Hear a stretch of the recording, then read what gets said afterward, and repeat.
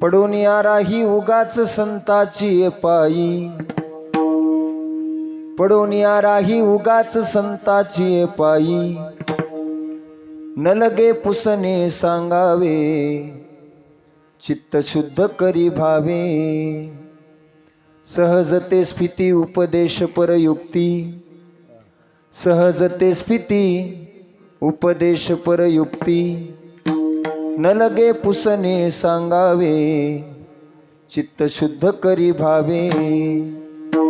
तुका म्हणे भाव, तुका म्हणे भाव जवळी धरुणी आणि देव, न लगे पुसणे सांगावे, चित्त शुद्ध करी भावे। पांडुरंगा करू प्रथम नमन, पांडुरंगा करू प्रथम नमन, दुसरे चरणा संताचिया,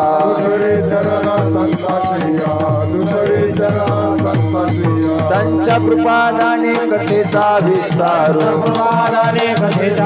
त्यांच्या कृपादाने कथेचा विस्तार।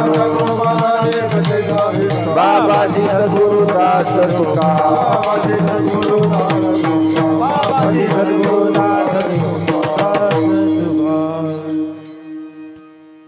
पांडुरंगा करू प्रथम नमन, दुसरे चरणा संताचिया, त्यांच्या कृपादाने कथेचा विस्तारू। बाबाजी सद्गुरुदास तुकाजयांचे केले या स्मरण, होय सकळ विद्यांचे अधिकरण, तेची वंदू श्री चरण श्री गुरूंचे, ते नमस्कारोनी आता।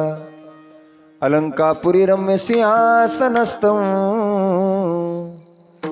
पदांभोज तेजस्फुर दिक्प्रदेशं, विधींद्रादिदेव सदा स्तूयमानं, समाधिस्थ मूर्तिं भजे ज्ञानदेव। ओम नमो ज्ञानेश्वरा करुणाकरा दयाळा, तुमचा अनुग्रह लादलो, पावन झालो चराचरी। भक्ती वैराग्य ज्ञान तिन्ही मूर्तिमंत जवळी, द्वंद्वातीत शांती क्षमा दया ब्रह्मचारी कली, धनमान ग्रह देह आशा नसे जातीळवरी, ऐसे संत नारायण बाबा त्यांसी मी नमन करी। वचन ऐका कमळापती माझी रंकाची विनंती, कर जोडितो कथे काळी, कर जोडितो कथे काळी। वचन ऐका कमळापती माझी रंकाची विनंती, कर जोडितो कथे काळी,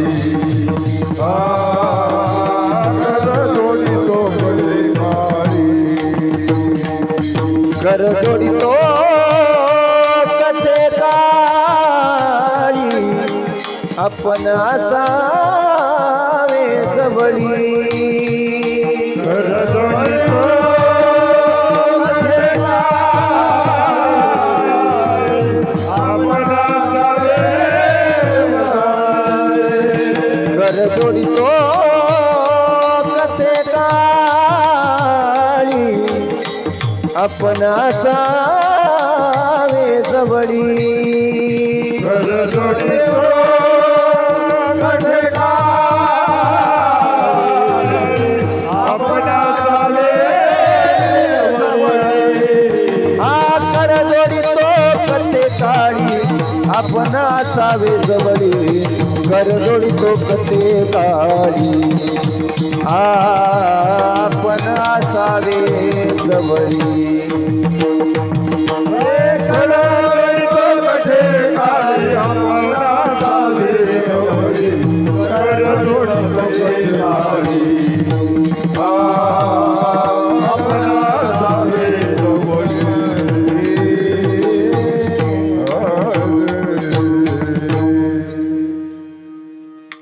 पडून या राही उगाच संताची पायी, पडून या राही उगाच संताची पायी, न लगे पुसणे सांगावे, चित्त शुद्ध करी भावे। अच्छा, पवित्र कीर्तनाकरिता जो अभंग आपण निवडलाय घेतलाय तो अभंग वारकरी संप्रदायाच्या कलशस्थानी विराजमान असणारे अखिलकोट ब्रह्मांड नायक भगवान श्री पांडुरंग परमात्म्याचे लाडके लढीवाळ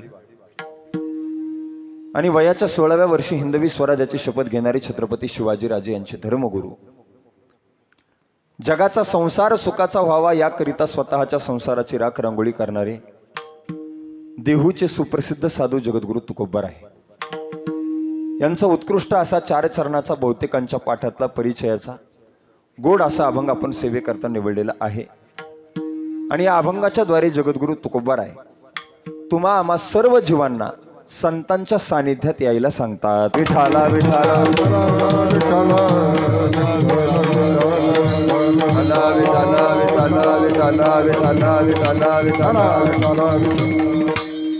अखिलकोट ब्रह्मांड नायक रुक्मिणी प्राण संजीवन जगत आधार भगवान पांडुरंग परमात्म्याच्या असीम आघात कृपेद्वारा मुक्त कैवल्य तेजनिधी साधकांचे मायबाप ज्ञानियांचे राजे योग्यांची माऊली अनाथाची माय विश्वमाऊली ज्ञानोबाराय अखिल विश्वाच्या पारमार्थिक उदरामध्ये व्याप्त असणारे तत्वज्ञ संतश्रेष्ठ जगद्गुरु तुकाराम महाराज आदी करून सर्व संत महंत महाराज मंडळी यांच्या पवित्र उपस्थितीमध्ये आपल्या या श्री क्षेत्र भांबोरा गावातील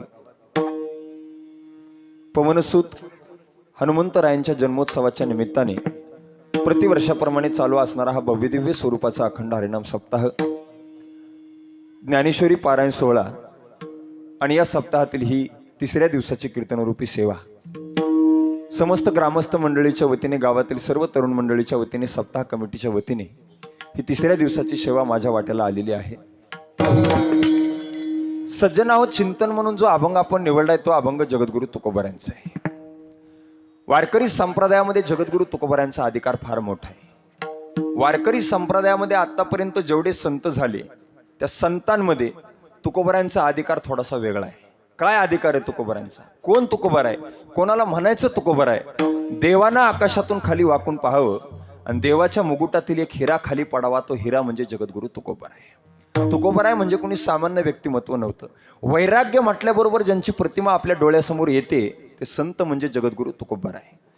पवित्र असा गाथ्यासारखा ग्रंथ ज्यांनी निर्माण केला ते संत म्हणजे जगद्गुरु तुकोबार आहे. ज्यांचा गाथा वाचल्यानंतर चांगल्या चांगल्या लोकांचा माथा ठिकाण्यावरती आला ते संत म्हणजे जगद्गुरु तुकोबार आहे. आणि विश्वाच्या पाठीवर विश्वाचा चालक मालक जगाचं भरण पोषण करणार भगवान परमात्मा ज्यांना घेण्याकरता या मृत्यू लोकात आला असे जगाच्या पाठीवर एकमेव संत म्हणजे जगद्गुरु तुकोबार आहे. तुकोबारायांचा अधिकार मोठा आहे. देव साक्षात तुकोबारायांना घेण्याकरता या मृत्यू लोकात आला. प्रयाण काळी देवे विमान पाठविले कळीच्या काळ माझी अद्भुत वर्तिले मानव देह घेऊन निजधामा गेले निळा म्हणे सकळ संता तोषविले. देवानं जगद्गुरु तुकोबारायांकरता विमान पाठवावं, स्वतः देव तुकोबारायांना घेण्याकरता या मृत्यू लोकात आला असे एकमेव संत ज्यांना घेण्याकरता देव आला ते संत म्हणजे जगद्गुरु तुकोबार आहे. अधिकार मोठा आहे महाराज तुकोबारायांचा. जया पूजिले आदरे पांडुरंगे विमानस्थ केले प्रयाण प्रसंगे तनु मानवी दिव्य रूपीच केली न त्यागितिये दिव्य लोकासी नेली. देव तुकोबारायांना घेण्याकरता आला आणि इथं आल्यानंतर देवानं स्वतः जगद्गुरु तुकोबारायांची पूजा करावी एवढा अधिकार ज्या संतांचा आहे असे अधिकार संपन्न संतांचा अभंग आपण सेवेकरता निवडला आहे. विठाला विठाला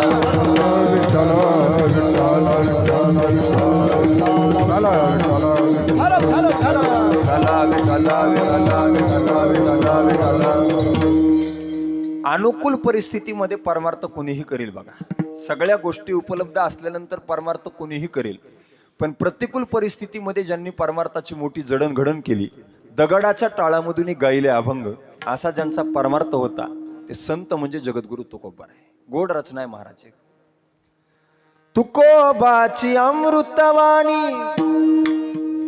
देवाजीच्या पडता कानी दगडाच्या टाळामधुनी गाईले अभंग, दगडाच्या टाळामधुनी गाईले अभंग, दगडाच्या टाळामधुनी गाईले अभंग. दगडाच्या टाळामधून गायले अभंग असा ज्यांचा परमार्थ होता ते संत म्हणजे जगद्गुरु तुकोबाराय. तुकोबारायांचा अधिकार वारकरी संप्रदायामध्ये मोठा आहे आणि अशा अधिकार संपन्न संतांचा अभंग आपण सेवेकरता निवडलाय. आणि या अभंगाच्या द्वारे जगद्गुरु तुकोबाराय संतांच्या संगतीमध्ये पडून राहिल्यानंतर आपल्या जीवनामध्ये नेमकं काय फळ मिळतं याचं चिंतन तुकोबारायांनी आजच्या अभंगात केलेलं आहे. थोडंसं लक्ष देऊन ऐका. या मृत्यू लोकामध्ये जीवन जगत असताना प्रत्येक माणसाने एक गोष्ट नेहमी लक्षात घेतली पाहिजे की जीवन जगत असताना इतरांच्या संगतीमध्ये आपण कधी जाऊ नये आणि संतांच्या संगतीत आल्याशिवाय राहू नये. कुणी म्हणेल महाराज असं का, तर त्याचं कारण असं आहे, इतरांच्या संगतीमध्ये आपलं पतन आहे आणि संतांच्या संगतीत आपला उद्धार आहे. मग आपलं पतन होऊ नये असं जर वाटत असेल तर इतरांच्या संगतीत जाऊ नका, आणि आपला उद्धार व्हावा असं जर तुम्हाला वाटत असेल तर संतांच्या संगतीत आल्याशिवाय राहू नका. कारण माणसाचं पतन होणं आणि माणसाचा उद्धार होणं हा केवळ संगतीचा महिमा आहे. बाळ क्रीडेच्या अभंगामध्ये तुकोबारायांनी गोड वर्णन केलं बघा. पतन उद्धार संगाचा महिमा, पतन उद्धार संगाचा महिमा, त्याजावे आधमा संत सेवी, त्याजावे आधमा संत सेवी, पतन उद्धार संगाचा महिमा, पतन उद्धार संगाचा महिमा, संगाचा महिमा, संगाचा महिमा. माणसाचं पतन होणं आणि माणसाचा उद्धार होणं हा संगतीचा महिमा आहे. माणूस घडतो तो सुद्धा संगतीने, थोडा अजून बेस कमी करा. माणूस घडतो तो सुद्धा संगतीने आणि माणूस बिघडतो तो सुद्धा संगतीने. 10-5% लोक आपल्या गावात असे आपल्याला पाहायला मिळतील, फार चांगलं वागत होते पण फक्त वाईट लोकांच्या संगतीत आल्यामुळं त्यांच्या आयुष्याचं वाटोळ झालेलं आहे. आणि अशीही लोक आपल्याला पाहायला मिळतील, फार चांगलं वागत होती, वाईटाच्या संगतीत आल्यामुळे वाटोळं झालं. आणि अशीही पाहायला मिळतील, फार वाईट वागत होती पण चांगल्या लोकांच्या संगतीत आल्यामुळे त्यांच्या आयुष्याचं चांगलं झालं. लोक म्हणतात माणसाचं जीवन त्याच्या कर्तव्यावर अवलंबून आहे. माणसाचं जीवन हे त्याच्या कर्तव्यावर अवलंबून नसून माणसाचं जीवन हे त्याच्या संगतीवर अवलंबून आहे. तुम्ही कोणाच्या संगतीमध्ये बसताय, कोणाच्या संगतीत उठताय याच्यावर तुमचं जीवन अवलंबून आहे. तुम्ही वाईटाच्या संगतीत राहिलात तर तुमचं जीवन वाईट बनेल, आणि तुम्ही जर चांगल्याच्या संगतीमध्ये राहिलात तर तुमचं जीवन चांगलं बनेल. म्हणून वाईटाच्या संगतीत जाऊ नका. मग तुम्ही म्हणाल महाराज वाईटाच्या संगतीमध्ये गेल्यानंतर आपल्या आयुष्याचं वाटोळं कसं होतं ते आम्हाला सांगा. तर थोडंसं लक्ष देऊन ऐका. जीवन जगत असताना आपण जशी संगती करतो ना मायबाप, तसे विचार आपल्या जीवनामध्ये निर्माण होतात. जसे विचार निर्माण होतात तसं आचरण आपल्याकडून घडतं. आचरण घडलं की त्या आचरणावरती आपल्याला गती अवलंबून आहे. गती ही आपल्या कृतीवर अवलंबून आहे. कृती ही आपल्या विचारावर अवलंबून आहे आणि विचार हे आपल्या संगतीवर अवलंबून आहे. तुम्ही कोणाच्या संगतीमध्ये राहताय मला सांगा. एखादा चांगला माणूस जर व्यभिचाराच्या संगतीमध्ये राहू लागला तर काय होईल? एखादा चांगला माणूस जर चोराच्या संगतीमध्ये राहू लागला तर काय होईल? किंवा एखादा चांगला माणूस दारू पिणाऱ्याच्या संगतीमध्ये राहू लागला तर काय होईल? तीनही गोष्टीसाठी 3 प्रमाण मी तुम्हाला देतो. चांगला माणूस जर व्यभिचाराच्या संगतीमध्ये राहू लागला ना तर तुकाराम महाराज म्हणतात परिणाम असा होईल, व्यभिचार्यापाशी बैसता क्षणभरी, देखताची नारी मन धावे. व्यभिचाराच्या संगतीमध्ये आपण राहिलो तर एक दिवस आपल्याकडून सुद्धा काय घडणार? व्यभिचार घडणार. एखादा चांगला माणूस आहे जर दारू पिणाऱ्याच्या संगतीमध्ये राहू लागला, गातापाठ होईल का? काय होईल? मग त्याच्या संगतीनं काय होईल? एक दिवस काय करणार? तो दारू पिणार. बघा तुम्ही, दारू पिणाऱ्याच्या संगतीमध्ये गेलेले माणसं फक्त संगतीने बिघडलेत महाराज, पेत नसतेत ते. आणि ते दारू पिणाऱ्याच्या संगतीत गेले की ते पिणाराची टॅक्टरही वेगळी असते. ते काय म्हणते सोबत चला गोडभर घे, एकच गोड घे. ते म्हणते बाबा मला जमत नाही, मी घेत नाही. हा घी काय नसतं वत. ते म्हणते नाही ना मला जमत नाही. जमत नाही का? मग बिल भर. मग ते म्हणते बिल भरल्यापेक्षा आपला घोट घेतलेला बरा. तिथून जी घोट घ्यायला सुरुवात होती, घोट घेत घेत घेत घेत घेत घेत कधी पुन्हा चांगल्या चांगल्या क्वार्टर हाणते कळत बी नाही. परिणाम कशाचा आहे? संगतीचा आहे. कधी संगतीमुळे माणूस बिघडन सांगता येत नाही. म्हणून येड्याची संगत करा पण दारू पिणाऱ्याची संगत करू नका. येड्याच्या संगतीने निदान प्यायचा तरी नाहीत तुम्ही. येड्याची संगत परवडली पण दारू पिणाऱ्याची संगत परवडत नाही महाराज. कारण पिणारे माणसं काय बोलतेत त्यांची त्यांनाच कळत नसते. पेल्यानंतर ते का नीट बोलतेत का? एक जण फुल पेलं आणि चौथ्या मजल्यावर गेलं. चौथ्या मजल्यावर गेलं आणि तिथून खाली पडलं. ते पडलं म्हणून लोक जमा झाले आणि लोक जमा झाल्यानंतर ते उठलं. एक जणांनी त्याला विचारलं काय झाले? ते म्हणलं काय किंवा मी आताच खाली आलोय. आता इतके पेलेले माणसं गेलेले कॅसेटीत आणि त्यांच्या संगतीत गेले आपल्या आयुष्याचं सोनं होणार आहे का? काहीच कळत नाही. पेणारे माणसं कधी कुठं काय बोलतील त्यांना महाराज कळत नाहीत, भजने कळत नाहीत, गायक कळत नाहीत, वादक कळत नाही, काही कळत नाही. मी 2019 साली शिक्रापूरहून बसमध्ये बसलो. नगरला मला कीर्तन होतं. त्यावेळेस माझ्याकडे काय गाडी नव्हती आणि बसमध्ये बसलो. माझ्या अंगावर धोतर होतं, शर्ट होतं आणि बसमध्ये मी ज्याच्या जवळ बसलो तो माणूस देशी भक्त होता. कोणता भक्त? देशी, प्युअर क्वार्टर हाणणारा देशी भक्त. आणि योगायोगानं मला त्याच्या जवळ जागा रिकामी होती, जाऊन बसलो. आणि मी आजारी होतो. आजारी वाचल्यामुळे मला खोकला येत होता. राहून राहून राहून राहून खोकला यायचा. मी खोकललो. त्यानं माझ्याकडे बघितलं. म्हणलं महाराज. म्हणलं काय? आजारीत का? म्हणलं हो. खोकला येतंय का? म्हणलं हो. घालवायचंय का? म्हणलं घालवायचंय. 2 टोपण दारू प्या. काय म्हणला मला? 2 टोपण दारू प्या. मी म्हणलं पागल आहेस का काय रे? दारूनं कुठं खोकला जात असतो का? येडेत का काय? म्हणला दारूनं खोकला जात नसतो का? अहो दारूमुळे आपलं घर गेलं, जमीन गेली, बायको माहेराला निघून गेली, तुमचा खोकला जात नसतो का? म्हणला सामान्य गोष्ट आहे. आणि मला सांगा अशा लोकांच्या संगतीत जर आपण रात्रंदिवस राहिलो तर आपल्या आयुष्याचं कल्याण होईल? पेणारे माणसं काय बोलते त्यांची त्यांना काही कळत नाही. आणि अशा लोकांच्या संगतीत जर आपण गेलो तर त्यांच्या संगतीने एक दिवस आपण सुद्धा दारू पिल्याशिवाय राहणार नाही. म्हणून चोराची संगत, दारू पिणाऱ्याची संगत, व्यभिचाऱ्याची संगत कधी करू नका. चांगला माणूस जर व्यभिचाऱ्याच्या संगतीत राहू लागला तर एक दिवस त्याच्याकडून व्यभिचार घडणार. चांगला माणूस जर दारू पिणाऱ्याच्या संगतीत राहू लागला एक दिवस दारू पिणार. चांगला माणूस जर चोराच्या संगतीमध्ये गेला तर काय परिणाम आहे? तुकाराम महाराजांनी त्याचं सुद्धा वर्णन केलं. बैसता चोरापाशी तैसी होय बुद्धी, देखताची चिंदी मन दावे. तुकोबाराय बोलतात चोराच्या संगतीचा परिणाम असा आहे, तुम्ही जर चोराच्या संगतीत गेलात आणि चोराच्या संगतीत राहू लागलात आणि चिंदी जरी रस्त्यावर पडलेली दिसली तर तुमचं मन चिंदीकडे धाव घेते. कधी जाईल आणि चिंदी घेऊन येईल. परिणाम कशाचा? चोराच्या संगतीचा. बैसता चोरापाशी तैसी होय बुद्धी, देखताची चिंदी मन धावे. म्हणून चोराची संगत कधी करू नका, व्यभिचाऱ्याची संगत कधी करू नका आणि दारू पिणाऱ्याची संगत कधी करू नका. विठाला विठाला विठाला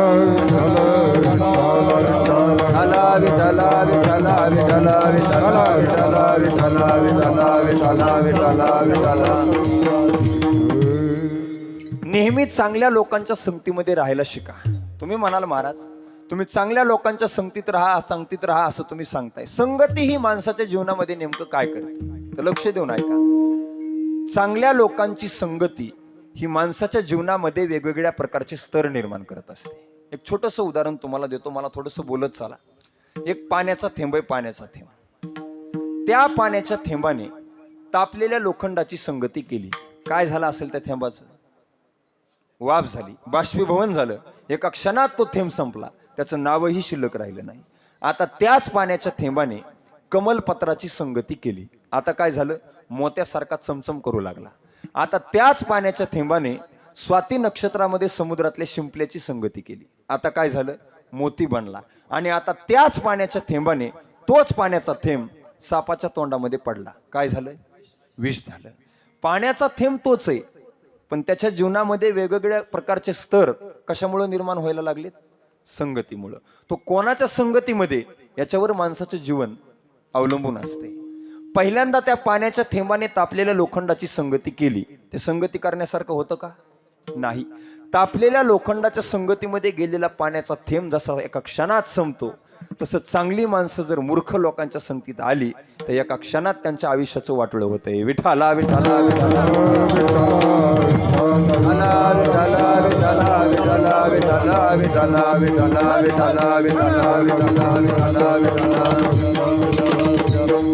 म्हणून वाईटाची संगत आपल्या जीवनामध्ये कधी करूच नका.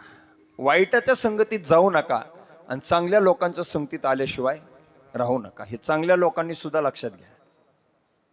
कारण चांगल्याला वाटेल मी वाईटासाठी सांगायला लागलो. चांगल्या लोकांनी सुद्धा नेहमी चांगल्या लोकांच्या संगतीत राहिलं पाहिजे, तरच चांगल्या लोकांचं सुद्धा चांगलं होतं, नाही तर चांगल्याचं सुद्धा वाईट झाल्याशिवाय राहत नाही. चांगल्या लोकांनी सुद्धा नेहमी चांगल्या लोकांच्या संगतीत राहिलं पाहिजे. बघा तुम्ही, जशी संगती तसा आचार, तसे विचार, तशी गती, तशी कृती माणसाला मिळत असते. संगतीनुसार आचार विचार घडतात. चांगल्या लोकांच्या संगतीत पायीवारीला जाऊ द्या. माझ्याकडे पहा, चांगल्या लोकांच्या संगतीत पायीवारीला जाऊ द्या, दिंडी धरून चालणार. आणि मूर्ख लोकांच्या संगतीत जाऊ द्या बरं, दिंडी अकलूजला तर हे इंदापूरला, दिंडी इंदापूरला तर हे अकलूजला. 10-5 किलोमीटर पुढं तरी चलतंय, नाही तर 10-5 किलोमीटर मागं तरी चलतंय. कशाचा परिणाम? संगतीचा. मूर्ख लोकांच्या संगतीत गेल्यावर काय भजन करू देतात का काय ते लोक? एक तर स्वतः दिंडीत येणार नाहीत आणि ह्या दुसऱ्याला सुद्धा अकलूजला ठेवणार. दिंडी इंदापूरला गेली की चल पुढे अकलूजला, दिंडी इकडे अकलूजला गेली चल मागे इंदापूरला. संगतीचा परिणाम असतो. म्हणून दिंडीत जाताना सुद्धा चांगल्या दिंडीत जा. चांगल्या दिंडीत गेलं की चांगलं भजन ऐकायला मिळतंय. काय काय दिंडी आहेत का ऊसतोडाच्या टोळ्यात, हेच कळाय ना मला. काय भजने नाहीत महाराज, टाळं नाही, पकवाज नाही, सकाळी नियमाचं भजन नाही. जगद्गुरु तुकोबारायांच्या पालखी सोहळ्यामध्ये मानाच्या जर 10-5 दिंड्या सोडल्या ना तर काहीच नाही महाराज, भजनच शिल्लक नाही. सकाळी 6 वाजता गवळणी सुरू होतात. काकडा लोकांचा सुरू असतो नियमाच्या भजनावाल्याचा, आणि यांचा माग गवळणी. वाकून टाक सडा, स्वर नाही, काय नाही, पकवाद नाही, टाळ नाही. मला बी बेसुरत म्हणावं लागेल नसं सांगण्यासाठी, स्वरात म्हणून कसं जमन? स्वर नसते, काय नसते, नुसते कसल्या विसपक गवळणी. वाकून टाक सडा, मी होतो तिथं, मी म्हणतो तुम्ही पडा, टाकणारे टाकते, तुम्ही गप पडा म्हणलो. उगा काय काय गायकाला उगा 8 दिवस शांत बसलात म्हणून 1000-2000 पाकिट भरावं लागतं शेवटच्या दिवशी. असले गायक आहेत सप्त्यात. काय काय उगा 8 दिवस तुम्ही शांत बसलात म्हणून पाकिट भरावं लागतंय, असे गायक आहेत. आणि अशा लोकांच्या संगतीत गेल्या आपल्या आयुष्याचं कल्याण आहे का? नाही. म्हणून दिंडीला जाताना चांगल्या लोकांच्या संगतीत जा. ज्या दिंडीत जाणार आहे ती चांगली दिंडी असली पाहिजे. चांगल्या दिंडीत गेलात ना दादांनो, गोड असं भजन कानावर पडते. श्री ज्ञानदेव श्री तुकाराम, श्री ज्ञानदेव श्री तुकाराम, श्री ज्ञानदेव श्री तुकाराम, श्री ज्ञानदेव श्री तुकाराम, श्री ज्ञानदेव श्री तुकाराम, श्री ज्ञानदेव श्री तुकाराम. काय गोड भजन आहे. ज्ञानोबाराया माझ्या तुकोबाराया, साधकाचा माय बाप ज्ञानोबाराया, विठोबाचा प्राण सखा ज्ञानोबाराया, ज्ञानोबाराया माझ्या तुकोबाराया. हे असं गोड भजन करणाऱ्या लोकांच्या संगतीत जर तुम्ही राहिलात तर आयुष्याचं कल्याण आहे महाराज. आयुष्याच्या शेवटी सोबत काही येणार नाही दादा हो. आयुष्यभर तुम्ही किती चांगलं वागलात, कोणाच्या संगतीत राहिलात, कर्म कसं केलंय, ते आयुष्यभर चांगलं केलेलं कर्म आपल्या शेवटी सोबत येणार आहे. म्हणून चांगल्या लोकांचं भजन ऐका. भजन ऐकण्यात जो आनंद आहे, ज्याला कळतंय त्याला समाधी लागते महाराज. इतके गोड भजन आहेत. वारीच्या वाटानं जी लोक चांगल्या दिंडीमध्ये जातात त्यांना विचारा भजनाचा आनंद काय असतो. एक एक अभंग शिकण्यासारखा असतो महाराज. वचन ऐका कमलापती, एक टाळ वाजवा. वचन ऐका कमलापती, माझी रंकाची विनंती, माझी रंकाची विनंती, कर जोडी तो कथे काळी, वा वा कर जोडी तो कथे काळी, सुंदर ते ध्यान उभे विटेवरी सुंदर ते ध्यान उभे विटेवरी करकटावरी ठेवोनिया करकटावरी ठेवोनिया तुळशी हार गळा कासी पीतांबर तुळशी हार गळा कासी पीतांबर तुळशी हार गळा कासी पीतांबर तुळशी हार गळा कासी पीतांबर आवडे निरंतर हे ध्यान आवडे निरंतर हे ध्यान उंच नीच काही नेने भगवंत तिष्ठे भाव भक्ती देखोनिया तिष्ठे भाव भक्ती देखोनिया तिष्ठे भाव भक्ती देखोनिया उठा सकळ जन उठिले नारायण आनंदले मुनी जन तिन्ही लोक राम आनंदले मुनी जन तिन्ही लोक करा जय जयकार वादांचा गजर योगी या दुर्लभ तोम्या देखिला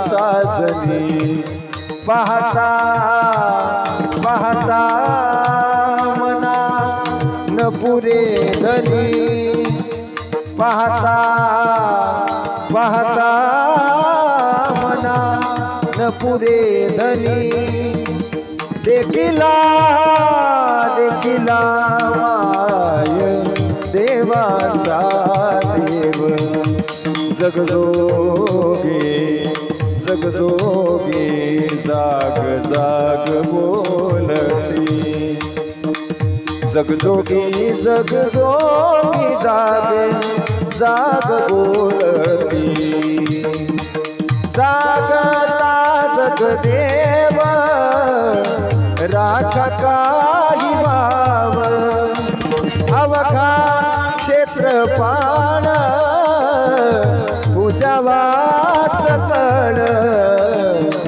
जगजोगी जगजोगी जाग जाग बोलती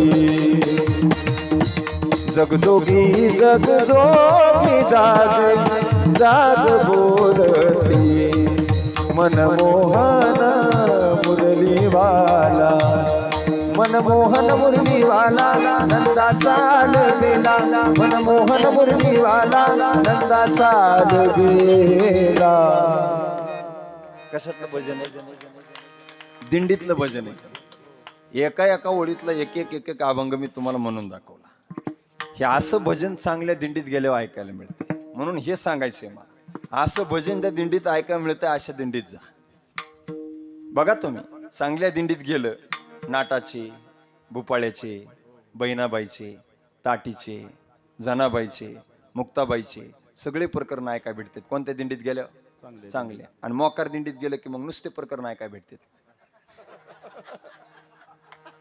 आलं का लक्षात बरोबर आहे का नाही म्हणून कोणत्या दिंडीत जायचं हे ठरवा तुम्ही विठ्ठला विठ्ठला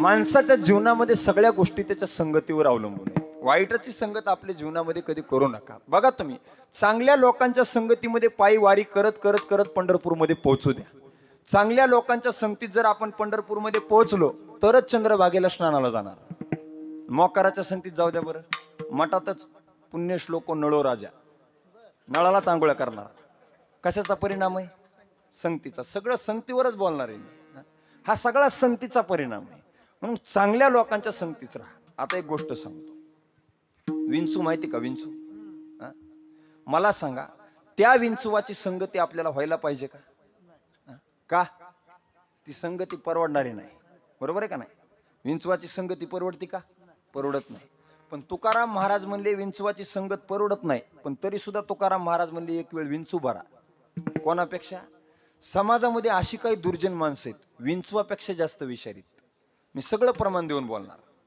विंचू आपल्या अंगावर येऊ द्या माझ्याकडे पहा विंचू आपल्या अंगावर येऊ द्या आणि अंगावर आल्यानंतर त्या विंचवाने आपली नांगी अशी वर धरू द्या, आपल्याला काही दुष्परिणाम होईल का?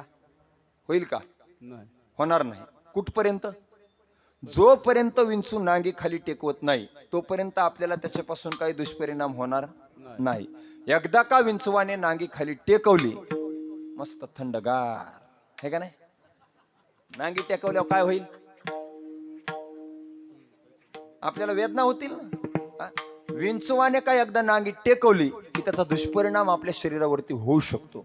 म्हणजे विंचवाच्या कुठं विषय? नांगीत विषय. बघा तुकाराम महाराजाची किती दूरदृष्टी होती. तुकाराम महाराज म्हणले विंचवाच्या फक्त नांगीत विषय, पण समाजामध्ये अशी काही दुर्जन माणसं आहेत.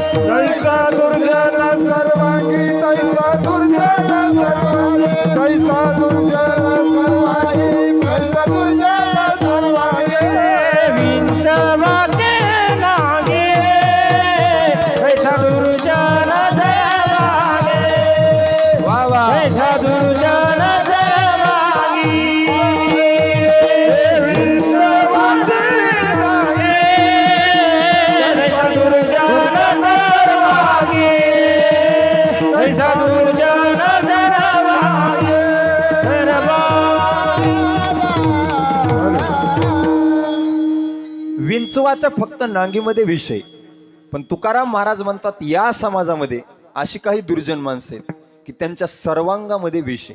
तुका म्हणे विंचाची नांगी तैसा दुर्जन सर्वांगी. विंचवाच्या फक्त नांगीमध्ये विषय, पण तुकोबाराय म्हणतात समाजात अशी काही माणसं आहेत त्यांच्या सर्वांगामध्ये विषय. आणि अशा दुर्जन माणसाची संगती जर आपल्याला मिळाली तर आपल्या आयुष्याचं वाटोळं झाल्याशिवाय राहणार नाही. म्हणून वाईटाच्या संगतीत तुम्ही जाऊ नका आणि चांगल्या लोकांच्या संगतीत आल्याशिवाय राहू नका. आता तुम्ही म्हणाल महाराज मगाशीपासून तुम्ही सांगताय चांगल्या लोकांच्या संगतीत या, चांगल्या लोकांच्या संगतीत या. बरं, तुम्ही सांगताय म्हणून आम्ही चांगल्या लोकांच्या संगतीत आलो, पण चांगल्या लोकांच्या संगतीत आल्यानंतर काय होऊ शकतंय? उदाहरण देतो तुम्हाला. कधी जर पुण्यावरून तुम्ही नाशिकला चाललात तर पुण्यावरून नाशिकला जाताना आळे फाटा लागतो. त्या आळे फाट्याला रेड्याची समाधी. कशाची? रेड्याची. जगातला सर्वात निर्बुद्ध प्राणी कोण? रेडा. त्याला लिहिता येत नाही, वाचता येत नाही, काही कळत नाही. जगातला सर्वात निर्बुद्ध प्राणी रेडा आहे. त्या रेड्याला 5 मिनिटाची ज्ञानोबारांची संगती मिळाली. किती? 5 मिनिटाची. 5च मिनिटाची ज्ञानोबारांची संगती लाभली. परिणाम काय झाला? रेड्या मुखी वेद बोलविला, गर्व द्विजांचा हरविला, शांती रूपे प्रगटला ज्ञानोबा माझा. 5 मिनिट ज्ञानोबारांच्या संगतीत तो रेडा आला आणि ज्ञानोबारांच्या संगतीचा परिणाम असा झाला, त्या रेड्याची आळे फाट्याला समाधी आहे. प्रत्येक एकादशीला आज कीर्तन होतंय. कोणासमोर? रेड्यासमोर. प्रत्येक द्वादशीला अन्नदान आहे. कोणासमोर? रेड्यासमोर. तुमच्या माझ्यासारखे बरेच रेडे त्या रेड्याचं दर्शन घेण्याकरता रोज तिथं लाईन मध्ये उभे असतात. का बरं? रेडा कुणाच्या संगतीत आला? ज्ञानोबारांच्या. रेडा ज्ञानोबारांच्या संगतीत आला आणि स्वतः हा रेडा ज्ञानदेव झाला. कशाचा परिणाम? संगतीचा. म्हणून संतांच्या संगतीत 5 मिनिटं जरी आलात तरी तुमचं आयुष्याचं सोनं होईल. सोनं. अजून सांगतो, सहजच सकाळचं कोवळं ऊन आपल्या अंगावरती पडावं म्हणून ज्ञानोबाराय भिंतीवरती बसले आणि कुणीतरी येऊन ज्ञानोबारांना सांगितलं, माऊली तुम्हाला भेटण्याकरता कोण येत आहेत? चांगदेव. माऊलींनी विचारलं, चांगदेव आले? हो माऊली, तुम्हाला भेटण्याकरता चांगदेव येत आहेत. आणि नुसतं येत नाहीत माऊली, तर तुमच्याकडे येत असताना ते कशावर बसून येतात? वाघावर बसून येतात. ज्ञानोबारांना वाटलं एवढा मोठा तपस्वी महात्मा आपल्याला भेटण्याकरता इथपर्यंत आलाय आणि आपल्याकडे येत असताना चांगदेव वाघावर बसून आलेत, आपण पण त्यांना सामोरं गेलं पाहिजे. ज्या भिंतीवरती ज्ञानोबाराय बसले होते त्या भिंतीलाच ज्ञानोबारायांनी आज्ञा केली. चालविली जड भिंती, हरली चांगयाची भ्रांती, मोक्ष मार्गीचा सांगा ती ज्ञानोबा माझा. ज्या भिंतीवरती ज्ञानोबाराय बसले होते त्या भिंतीला ज्ञानोबारायांनी आज्ञा केली आणि ती भिंत ज्ञानोबारायांनी चालवली. निर्जीव भिंत ज्ञानोबरांनी चालवली. 10 लाख लोक आज कार्तिक यात्रेला आळंदीला येतात. 5 लाख लोक ज्ञानोबरांच्या समाधीचं दर्शन घेतात आणि राहिलेले 5 लाख लोक ज्ञानोबरांच्या समाधीच्या दर्शनाला गर्दी आहे म्हणून त्या भिंतीचं दर्शन घेतात का नाही? निर्जीव भिंत आहे, निर्जीव. पण ती निर्जीव भिंत ज्ञानोबरांच्या संगतीत आली. आज तुमच्या माझ्यासारखे माणसं त्या भिंतीचं दर्शन घेतात. कशाचा परिणाम आहे? संगतीचा परिणाम. संतांच्या संगतीत 2 मिनिटं या, 5 मिनिटं या, परमार्थाचे काही ना काहीतरी रजकण तुम्हाला संतांपासून मिळाल्याशिवाय राहणार नाही. म्हणून चांगल्या लोकांच्या संगतीत या. असे कितीतरी लोक आहेत महाराज, फक्त चांगल्या लोकांच्या संगतीत आल्यामुळे आयुष्याचं सोनं झाले त्यांच्या. फक्त चांगल्या लोकांच्या संगतीत यायचं, काहीच करायचं नाही. ज्ञानोबरांनी भिंत चालवली, ज्ञानोबरांनी रेडा बोलवला. एक जण मला म्हणला ज्ञानोबरांनी भिंत चालवली, ज्ञानोबरांनी रेडा बोलवला. आताचे महाराज लोक शिळी तरी बोलवते का? लोकाला काय प्रश्न विचारायला? ज्ञानोबरांनी रेडा बोलवला, तुम्ही शिळी तरी बोलू शकतात का? मी म्हणलं तुला कोण म्हणलं बोलू शकत नाही? महाराष्ट्रातला कुठलाच कीर्तनकार बोलणार नाही म्हणलं, पण मी बोलू शकतो शिळीला. माणसं कुदांड भेटले का उत्तर बी तसे कुदांडच द्यावं लागते, तेव्हा शांत बसतेत महाराज. ठकास माठक व्हावं लागते. चमत्कार दाखवल्याशिवाय नमस्कार करीत नाहीत महाराज. कुदांड भेटलं की कुदांडच उत्तर द्यायचं. मी म्हणलं आण शिळी. कोण म्हणलं बोलत नाही म्हणलं? आण शिळी. शिळी आणली. ते माणूस, शिळी आणि आम्ही तिघच कोपऱ्यात घेऊन गेलो त्याला पलकट. तिघच आम्ही आणि तिघच होतो. मी म्हणलं सांग शिळी, एप्रिल महिना संपल्यानंतर कोणता महिना येतो? बोलायला लागली राव म्हणला महाराज अजून एकदा बोलवा. मी म्हणलं सांग शिळी, जूनच्या अगोदर कोणता महिना असतो? डबल एकदा बोलली हो म्हणला महाराज अजून एकदा बोलवा ना. मी म्हणलं सांग शिळी, आपल्या तिघात शिळी कोण आहे? नंबर 1 आहेत महाराज म्हणला. आपल्या सप्त्यात त्यांची तारीख घ्या म्हणला, नंबर 1 कीर्तनकार आहेत. असे माणसं भेटले की असे उत्तर द्यावं लागते. विठाला विठाला विठाला विठाला विठाला विठाला विठाला विठाला विठाला विठाला विठाला. सगळ्याच माणसाला कीर्तन, सगळ्याच माणसाला भजन आवडते असं नसतंय महाराज. आता या आपला सप्ताह सुरू झाला, 3रा दिवस आहे. गावात एकतरी नगीना असा असन तुमच्या गावात, त्याला वाटत असन कवा काला होते आणि कवा ही माईक बंद होते. एकतरी असन महाराज, असणार गावागावात एकतरी असते. सप्त्याची मिटिंग बी बसू द्या. काय करायचे महाराज लोकांना एवढायला पैसे? आताचे महाराज का पहिल्यासारखे राहिलेत का? आम्हाला का शेपट्या फुटल्यात का? काय झाले नेमकं? 30-30 लाखाच्या गाड्या ह्यांना काय करायचं? अरे कोंबडी टेम्पून फिरायले की रे? आम्ही तर महाराज आहेत राव. कोंबडी फिरायला लागली टेम्पून. बोलायला काय जाते महाराज? गावागावात अशी माणसं असतात, सप्ताह जमत नाही, कीर्तन जमत नाही, भजन जमत नाही. गावागावात असतात महाराज. ज्ञानोबरांनी भिंत चालवली, तुम्ही चालू शकतात का? मी म्हणलं चालू शकतो. त्याला म्हणलं मी भिंत चालू शकतो, पण तुला माहिती का ज्ञानोबरांनी भिंत कधी चालवली? हो म्हणला महाराज, चांगदेव भेटा आले तेव्हा. मी म्हणलं चांगदेव कशा बसून आलते? म्हणला वागाव. म्हणलं ये वागाव बसून. लगेच चलितो. असेच उत्तर द्यावं लागतील ना. अरे ज्ञानोबरांनी भिंत चालवली, पण कधी चालवली हे बघ ना तू. ज्ञानोबरांनी भिंत चालवली, चांगदेव वाघाव बसून आले, नंतर भिंत चालवली. तू वाघाव बसून ये, तुमच्यातला कोणी असला तर या वाघाव बसून. मी अशाला असं स्टेज घेऊन तिकडे येतो. कुदांड भेटली की असेच उत्तर द्यावं लागते मला. नाही स्टेज चालवलं तर पुन्हा बोला, फक्त वाघाव बसून या तुम्ही. असले माणसं गावागावात आहेत महाराज. फक्त महाराज लोक कात्रीत कुठं सापडते, चुकीत कुठं सापडते. आम्ही नुसतं हॉटेलतून बाहेर बी पडू दे, हॉटेलमधून इकडं कुठं म्हणतात का नाही लगेच. आम्ही चहा पिऊनच आलेलो असतो आणि हे जाऊन तिथं दारू पितंय. आणि महाराज लोक नुसते हॉटेलच्या दारात बी दिसले की लगेच त्यांना. म्हणजे महाराज लोक अडचणीत सापडते कुठं. असले बघणारे बी एक एक नमुने गावागावात असते. सगळ्यालाच महाराज आणि सगळ्यालाच गायक वादक आवडत नाहीत. आम्ही गाडीतून नुसतं उतरू द्या, पांढरे कपडे बघितलं, आला रे मोरांग्या त्या बघा. असले बी माणसं आहेत ना काय काय. ते का बैल आहे का काय त्याला मोरांग्या म्हणायला? नीट बोलत सुद्धा नाहीत महाराज. आणि असल्या लोकांची संगती जीवनात केल्यावर काय सोनं होणार आहे काय आपल्या आयुष्याचं? पांढरे कपडे बघितले की बगळे बगळे बगळे दिवसाला 30 कमवायला पण तुमचं काय नसतं.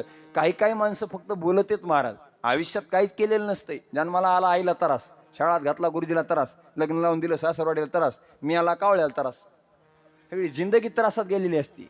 कवा कोणाला नीट बोलणार नाही, कवा गावात कोणाची सोयरी खाऊ देणार नाही.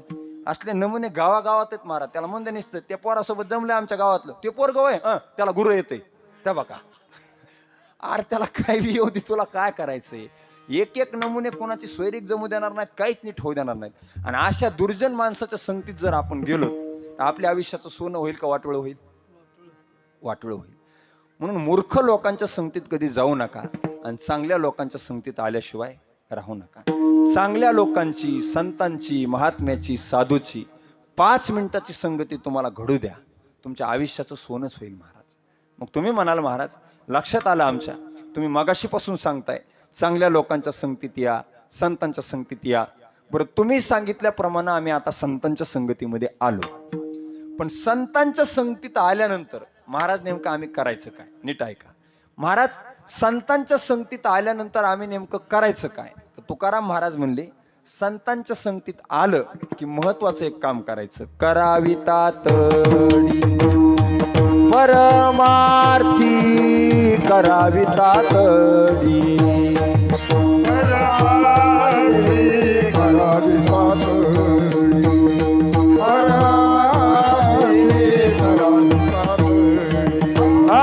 संत समागमी धरून आवडी, करावी तातडी परमार्थी, करावी तातडी परमार्थी. संत समागमे धरावे आवडी, करावे तातडी परमार्थी, करावे तातडी परमार्थी. तुकाराम महाराज म्हणले तुम्ही संतांच्या संगतीत आला रे आला की संतांच्या संगतीत आल्यानंतर महत्वाचं काम करायचं. काय करायचं महाराज? संत समागमी दरोनी आवडी, करावी तातडी परमार्थी. महाराज म्हणतात संतांच्या संगतीत आल्यानंतर परमार्थाची तातडी करायची, परमार्थाची त्वरा करायची. ऐका, परमार्थाची तातडी करायची म्हणजे नेमकं काय करायचं? परमार्थाची त्वरा करणं. परमार्थाची तातडी करायची म्हणजे महाराज नेमकं काय करायचं? काकड्याला उठायचं आणि काय करायचं? कारण आपल्या वारकरी संप्रदायाच्या साधनेची सुरुवात कुठून आहे? काकड्यापासून. मग काकड्याला उठायचं, नंतर विष्णू सहस्त्रनामाला हजर राहायचं, नंतर ज्ञानेश्वरी पारायणाला बसायचं, दुपारी भागवत कथा असेल, महापुराण कथा असेल, रामकथा असेल, कथेला हजर राहायचं, नंतर प्रवचनाला हजर राहायचं, नंतर हरिपाठाला हजर राहायचं, हरिपाठ संपल्यानंतर कीर्तनाला थांबायचं, नंतर भजन असतं, भजनाला थांबायचं. या सगळ्या गोष्टी करणं म्हणजे परमार्थाची तातडी करणे. या सगळ्या गोष्टी करणं म्हणजे परमार्थाची तातडी करणं, परमार्थाची त्वरा करणं. मग ते लोक तुकोबारायांना म्हणू लागले महाराज तुम्ही पहिलं जे सांगत होतं तेच बरं आहे, संतांच्या संगतीत या. पण संतांच्या संगतीत आल्यानंतर तुम्ही जे आम्हाला परमार्थाची त्वरा करा म्हणताय हे काय आम्हाला जमण्यासारखं नाही. आमच्या सकाळी साखर झोपेची वेळ आणि तुमच्या काकड्याची वेळ एकच असल्यामुळे आम्ही काकड्याला येऊ शकत नाही. आम्ही झोपीतच असतो तेव्हा तुमचं विष्णू सहस्त्रनाम संपून जातं, त्याच्यामुळे आम्हाला त्याला सुद्धा हजर राहता येत नाही. सकाळी आमच्या आंघोळीची वेळ, नाश्त्याची वेळ आणि तुमच्या ज्ञानेश्वरी पारायणाची वेळ एकच असल्यामुळे आम्ही ज्ञानेश्वरी पारायणाला बसू शकत नाही. दुपारी आमची झोपण्याची वेळ आणि भागवत कथेची वेळ एकच असल्यामुळे कथेला आम्ही येऊ शकत नाही. सायंकाळी आमची फिरायला जाण्याची वेळ आणि तुमच्या हरिपाठाची वेळ एकच, त्याच्यामुळे हरिपाठाला आम्ही येऊ शकत नाही. आणि रात्री जागरण सहन होत नाही. म्हणजे काकड्यापासून कीर्तनापर्यंत एकंदरीत दिवसभर वारकरी संप्रदायाच्या साधनेतील जे हे कार्यक्रम आहेत याच्यापैकी आम्हाला कुठल्याच कार्यक्रमाला हजर राहता येणार नाही. मग जर आम्हाला काकड्यापासून रात्रीच्या कीर्तनापर्यंत कुठल्याच कार्यक्रमाला जर आम्ही येत नसू तर संतांच्या संगतीत येऊन तरी काय करायचे? संतांच्या संगतीत आल्यानंतर तर तुकाराम महाराज म्हणले त्वरा करा, काकड्याला या, हरिपाठाला या, प्रवचनाला या, कीर्तनाला या. आणि याच्यापैकी तर आम्हाला काहीच जमत नाही. मग संतांच्या संगतीत येऊन नेमकं करायचं काय? तर बघा तुकाराम महाराजांनी किती मोलाचं मार्गदर्शन केलं. तुकोबाराय म्हणले संतांच्या संगतीत आल्यानंतर नाही तुम्हाला काकडा करता आला करू नका, नाही हरिपाठाला येता आलं येऊ नका, नाही कीर्तन ऐकता आलं ऐकू नका, नाही भागवत कथेला येता आलं येऊ नका. महाराज ते लोक म्हणले मग नेमकं करायचं तरी काय? मग तुकाराम महाराज म्हणतात संतांच्या संगतीत आल्यानंतर बाकी काही नाही जमलं तरी चालेल, फक्त संतांच्या संगतीत आल्यानंतर तुम्ही एक करा. काय करा? पडोने या राही, पडोने या राही, पडोने या राही, पडोने या राही, पडोने या राही, पडोने या राही,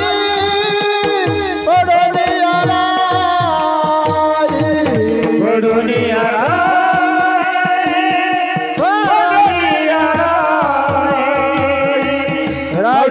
राही,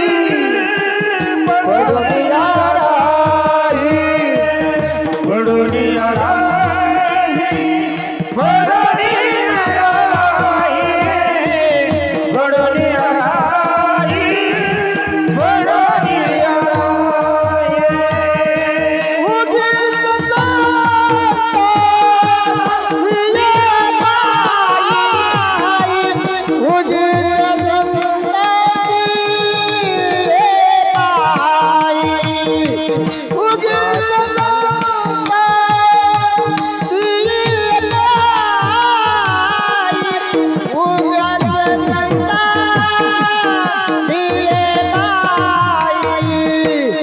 लगे पुतरे जगावे, न लगे पुतरे जगावे, न लगे पुतरे जगावे, न लगे पुतरे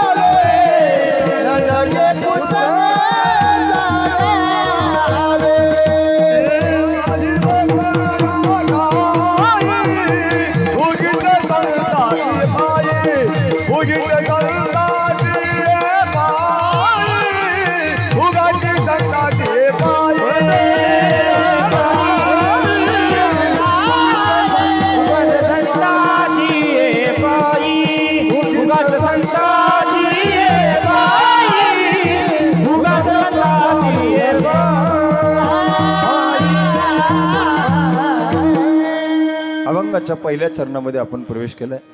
तुकोबाराय बोलतात संतांच्या संगतीत आल्यानंतर नाही तुम्हाला काकडा जमला, नाही कीर्तन जमलं, नाही हरिपाठ जमलं, नाही प्रवचन जमलं, याच्यापैकी काहीच नाही जमू द्या, पण संतांच्या संगतीत आल्यानंतर तुम्ही एक करा. काय करा? पडोनिया राही उगाच संताची पायी. एवढं तर जमल ना? काकडा नाही जमू द्या, नाही हरिपाठ जमू द्या, नाही प्रवचन जमू द्या, पडून तर आता येईन ना. खायचं फक्त निवांत पडून राहायचं. किती मोकळा मार्ग सांगितला महाराज. अजून काय सांगायचं तुकाराम महाराज? तुकाराम महाराज काय म्हणले? काकडा करू नका, भजन नाही, प्रवचन नाही, कथा नाही, हरिपाठ नाही, कीर्तन नाही, फक्त काय करा? पडोनिया राही उगाच संताची पायी. फक्त संतांच्या पायाजवळ पडून राहा. कारण संतांच्या पायाजवळ तुम्ही पडून जरी राहिलात तरी परमार्थाचे काही ना काहीतरी रजकण घेतल्याशिवाय तिथून तुम्ही उठणार नाही. आपल्या ग्रामीण भाषेमध्ये एक म्हण आहे बघा, शेण का जमिनीवरती पडलं काय घेऊन उठतं? माती घेऊन. तसं संतांच्या पायाजवळ माणूस पडून जरी राहिला तरी परमार्थाचे काही ना काहीतरी रजकण घेतल्याशिवाय तिथून उठणार नाही. हा संतांच्या संगतीचा परिणाम आहे. म्हणून चांगल्या लोकांची संगत, संतांची संगत, महात्म्याची संगत जीवनामध्ये करा. आणि कीर्तनातलं एक महत्वाचं वाक्य घरी शिकून जा. मूर्ख लोकांच्या संगतीमध्ये राहून, पुन्हा ऐका, मूर्ख लोकांच्या संगतीमध्ये राहून आपली इस्टेट आणि इज्जत घालवण्यापेक्षा अशा वारकऱ्याच्या संगतीत येऊन हरिपाठ पाठ करा, तुमच्या आयुष्याचं सोनं होईल बघा. म्हणून मूर्खाची संगत वाईट लोकांची संगत जीवनात करू नका आणि संतांची संगत केल्याशिवाय राहू नका. संतांच्या संगतीत आलात की एक करा, पडून या राही उगाच संताची पायी. तुम्ही म्हणाल महाराज संतांच्या संगतीत संतांच्या पायाजवळ पडून राहिल्यानंतर काय मिळेल हो? काय मिळणार नाही. संतांच्या पायाजवळ तुम्ही पडून जरी राहिलात तरी तुमच्या जीवनामध्ये मोठा आमूलाग्र बदल घडू शकतो. काय बदल घडू शकतो? एक छोटंसं उदाहरण तुम्हाला देतो. एकदा वारकरी संप्रदायाच्या नियमाप्रमाणे सर्वांनी मोठ्या प्रेमाने विठोबा रखुमाईचं भजन करा. विठोबा रखुमाई, विठोबा रखुमाई, विठोबा रखुमाई, विठोबा रखुमाई, विठोबा रखुमाई, विठोबा रखुमाई, विठोबा रखुमाई, विठोबा रखुमाई, विठोबा रखुमाई, विठोबा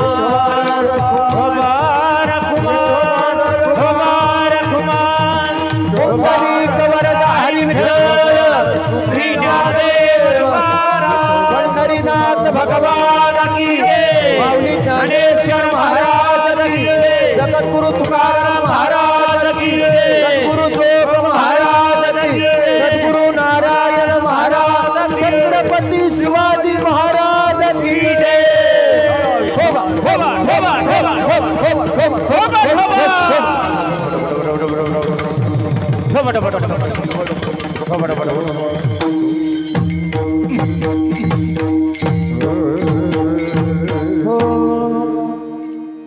संतांच्या संगतीमध्ये पडून राहायला तुकोबरायांनी आपल्याला सांगितलं. दादा याचा आवाज अजून मोकळा करा, असा स्पष्ट, असा क्लिअर, बेस पूर्णच कमी करा. तुम्ही म्हणाल महाराज संतांच्या संगतीत पडून राहिल्यानंतर काय मिळेल? एक छोटंसं उदाहरण देतो. संतांची संगत जीवनात घडली रे घडली, काय माणसाच्या जीवनामध्ये बदल घडू शकतो याच्याकरता सांगतो, लक्ष देऊन ऐका. ही कथा मी तुमच्या समोर सांगतो याच्याकरता तुमचं लक्ष माझ्याकडे असणं अत्यंत गरजेची गोष्ट आहे. एक आई होती. आई, त्या आईला एक मुलगा होता. दुसऱ्याच्या शेतामध्ये रोज काबाड कष्ट करायची, दुसऱ्याच्या घरची धुणं भांडी करायची आणि आपला उदरनिर्वाह चालवायची, आपला प्रपंच चालवायची. अत्यंत बिकट परिस्थिती होती, जुना काळ होता आणि बिकट परिस्थिती असल्यामुळं त्या आईला कधी चांगलं चुंगलं खायला मिळालं नव्हतं. गरिबी वाट्याला आलेली होती, दारिद्र्य वाट्याला आलेलं होतं आणि दारिद्र्य वाट्याला आल्यामुळं दुसऱ्याच्या शेतामध्ये काबाड कष्ट करायची, दुसऱ्याच्या घरची धुणं भांडी करायची आणि आपल्या एकुलता एक मुलाला सांभाळायची, आपला प्रपंच चालवायची. दसरा होऊन गेला आणि दिवाळीचा सण जवळ आला. लक्ष देऊन ऐका. दिवाळीचा सण जवळ आला, दिवाळी जवळ आली. आईच्या लक्षात आल्याबरोबर त्या आईला असं वाटू लागलं आपल्याला एकुलता एक मुलगा आहे. आता दिवाळीच्या सणा दिवशी सगळीकडे पुरणपोळीचा स्वयंपाक केला जाईल, माझ्या मुलाला सुद्धा पुरणपोळी खायला भेटली पाहिजे. पण आपली परिस्थिती गरीब आहे, आपल्या वाट्याला दारिद्र्य आलेलं आहे, आपणच दुसऱ्याच्या शेतामध्ये काबाड कष्ट करतोय. आपल्या मुलाला आपण पोळी कुटून द्यायची, कशी पुरणपोळी बनवायची? शेजारच्या महिलेकडे गेली आणि शेजारच्या महिलेकडून थोडीशी डाळ आणि गहू उसने आणले. आणि डाळ आणि गहू उसले आणल्यानंतर भाऊबीजेच्या दिवशी त्या आईने आपल्या मुलासाठी काय बनवली? पुरणपोळी बनवली. पुरणपोळी बनवली आणि आपल्या बाळूला हाक मारली, बाळू चल लवकर देवाला नैवेद्य समर्पित कर आणि जेवायला बस. बाळूने विचारलं, आई दिवाळीचा सण आहे, आई काय बनवलंस ग आई जेवायला? बाळू तुझ्यासाठी पुरणपोळी बनवली. आई काय असते ग पुरणपोळी? कारण बाळूने आजपर्यंत पुरणपोळी कधी पाहिलेली नव्हती. काय पुरणपोळी असती, कशी पुरणपोळी असती बाळूला माहितीच नव्हतं. आईला विचारू लागला, आई काय असतो हा पदार्थ, कशी असते पुरणपोळी? आईने सांगितलं, बाळा नैवेद्य समर्पित कर देवाला आणि जेवायला बस, तुला खायला पुरणपोळी देते. बाळूने देवाला नैवेद्य समर्पित केला आणि जेवायला बसला. आईने बाळूला खाण्याकरता काय दिली? पुरणपोळी. एवढी आवडली त्याला पुरणपोळी. 2-4 पोळ्या आवडीने खाल्ल्या. ढेकर दिला. आईला म्हणू लागला, आई किती छान बनवलीस गाई, किती टेस्टेगड गाई, किती छान लागली गाई पोळी, फार गोड बनवलीस आई, किती तुझ्या हाताला चव आहे गाई, फार गोड, फार छान, इतकी सुंदर पोळी बनवलीस आई. आई ऐक ना, उद्या सुद्धा काय बनव? पोळी बनव. आईला माहिती होतं की उद्या सुद्धा मागणार आहे. आईनं थोडं पुरण शिल्लक ठेवलं होतं. दुसऱ्या दिवशी पुन्हा 2 पोळ्या बनवल्या, पुन्हा त्याला खायला दिल्या. पुन्हा आईला म्हणू लागला, आई किती छान पदार्थ आहे ग, आजपर्यंत मला कधीच मिळाला नव्हता. काय आवडली मला ही पोळी, लय भारी आई, लयच आवडली बघ. उद्या सुद्धा काय दे, पुरणपोळी. आता हे ऐकल्यानंतर त्या आईच्या डोळ्यात पाणी आलं. त्या आईला वाटू लागलं आपण गरीब आहेत, आपल्या वाट्याला दारिद्र्य आलेले, दुसऱ्याच्या शेतामध्ये रोज काबाड कष्ट करायचे, 18-20 दारिद्र्य आपल्या वाट्याला आलेले, दुसऱ्याच्या घरची धुणं भांडी करायची आणि आपला उदरनिर्वाह कस तरी चालतोय. आई बाळूला सांगू लागली, बाळा रोज रोज तुला पुरणपोळी देण्या इतकी मी श्रीमंत नाही रे राजा, मला माफ कर बाळा, मी तुला रोज रोज पुरणपोळी देऊ शकत नाही. आपण काय तेवढे श्रीमंत नाहीत राजा, मीच दुसऱ्याच्या शेतामध्ये काबड कष्ट करते, तुला लहानाचं मोठं केलंय, तुला सांभाळलंय, रोज रोज तुला पुरणपोळी देऊ शकत नाही राजा, मला माफ कर राजा. पण बाळूने विनंती केली, नाही आई, पाहिजे तर मला खाण्याकरता काय पाहिजे, पोळीच पाहिजे. तू जर उद्या पुरणपोळी बनवली नाही ना आई, तुला सांगतो बघ आई, मी उद्या जेवण करणार नाही. आईला वाटलं कुठपर्यंत उपाशी राहणार आहे, भूक लागल्याबरोबर जेवत असते पोरं. आईनं नेहमीप्रमाणे आपली बेसन भाकर बनवून ठेवली, कारण त्याच्या वाट्याला फक्त काय होती, बेसन आणि भाकर. फार बदल झाला तर भाकर बेसन आलं का लक्षात, बेसन भाकर, आणि बदल झाला तर भाकर बेसन, एवढंच त्याला माहिती होतं. आईनं आपलं दुसऱ्या दिवशी भाकर बेसन बनवलं, ठेवून दिलं. आई काम करण्याकरता निघून गेली, दुसऱ्याच्या शेतामध्ये काम केलं, दुसऱ्याच्या घरची धुणं भांडी केली आणि आई परत आली. आल्यानंतर आईनं पाहिलं तर बेसन आणि भाकर तशीच दिसली. आईच्या लक्षात आलं बाळू आज दिवसभर जेवला नाही. तिच्या डोळ्याला पाणी आलं, अंगणामध्ये रडत बसली. जिच्याकडून गहून डाळ उसने आणली होती ती महिला फिरत फिरत हिच्या घराकडे आली आणि हिला रडताना पाहिलं, आणि पाहिल्याबरोबर विचारलं, का रडतेस गंगूबाई, का तुझ्या डोळ्यामध्ये पाणी येतंय. त्यावेळेस हिनं सांगितलं, काय सांगावं रंगूबाई, आमचा बाळू आज सकाळपासून जेवला नाही. तिनं सांगितलं, मग अगं डॉक्टरकडे घेऊन जा ना. तिनं सांगितलं, तसला रोग नाही ना, डॉक्टरकडे नेण्यासारखा रोग नाही. तिनं सांगितलं, मग का रडतोय. अगं तो म्हणतोय मला पुरणपोळीच खायला पाहिजे, पोळी दिली तरच मी जेवणार, नाही तर मी जेवणार नाही. तिने सांगितलं, त्याला पोळी आवडते का. हो, त्याला फार पोळी आवडली, फार पोळी आवडली. 2 दिवस त्यानं पोळी खाल्ली आणि तो म्हणतोय मला रोजच पोळी पाहिजे.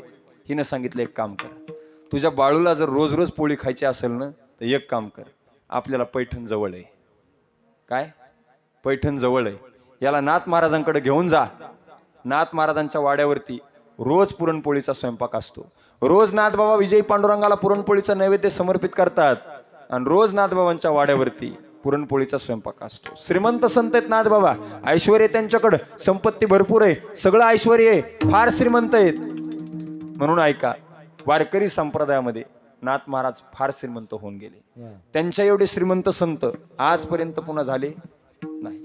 सकल संता माझी राजा, स्वामी एकनाथ माझा,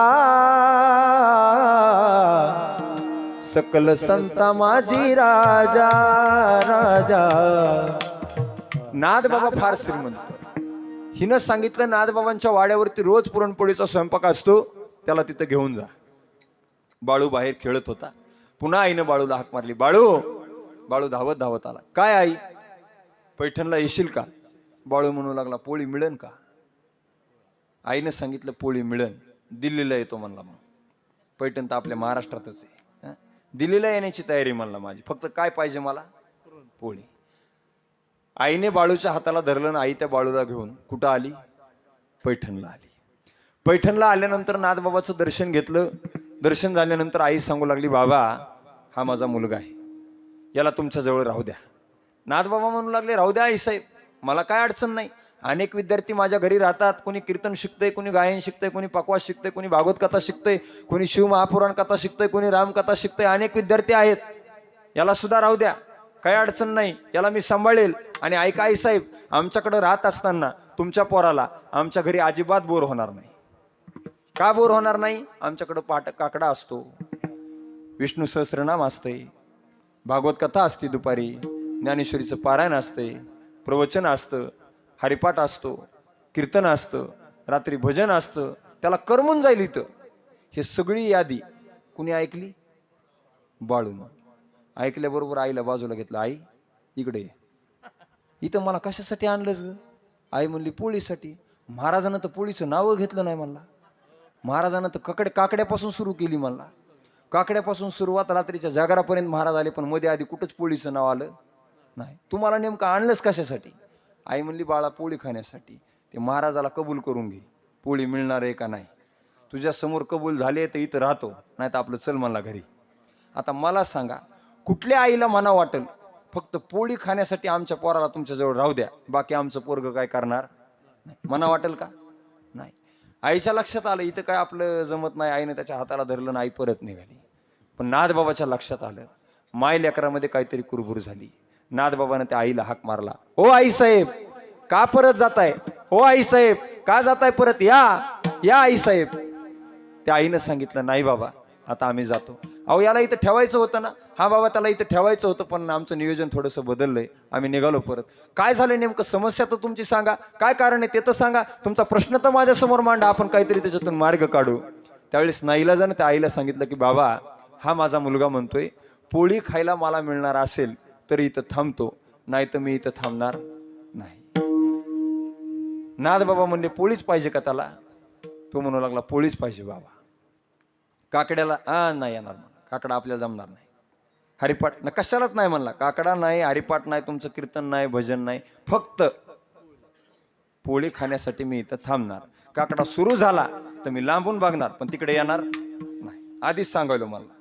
ही सगळी यादी नाथबाबाला सगळं कबूल केलं. हा बघा मी काकड्याला येणार नाही, कीर्तन नाही, तुम्ही पुन्हा म्हणता चल काकड्याला, मला अजिबात जमणार नाही. पोळी मिळणार असेल तर मी इथं थांबतो. नाथबाबा म्हणले ठीक आहे आई साहेब, राहू द्या त्याला. पोळी खाण्याच्या निमित्तानं जरी तो आमच्याकडे थांबला तरी आमचं मोठं वैभव वाढणार आहे. आईच्या आईला आश्चर्य वाटलं, खाण्याच्या निमित्तानं राहिल्यानंतर काय नाथबाबांचं वैभव वाढणार आहे? आई म्हणू लागली बाबा काय वैभव वाढणार आहे? नाथबाबा म्हणू लागले ऐका आई साहेब, आमच्याकडं कीर्तन करणारे तयार पोर आहेत, भागवत कथा करणारे पोरं तयार आहेत, प्रवचन करणारे तयार आहेत, रामकथा करणारे तयार आहेत, पखवाज वाजवणारे तयार आहेत, गायन करणारे तयार आहेत, सगळ्या गोष्टीत सगळे पोरं तयार आहेत. खास खाणाराच कोण नाही म्हणले आमच्याकडे, राहू द्या म्हणले. हा जर आमच्याकडे राहिला तो उद्यापासून पैठणमध्ये सगळ्या छाती ठोकपणे सांगतो, जसे बाकीचे तयार आहेत तसा खाणारा बी आमच्याकडे एक तयार आहे, राहू द्या म्हणले. आई म्हणू लागली बाळा राहशील?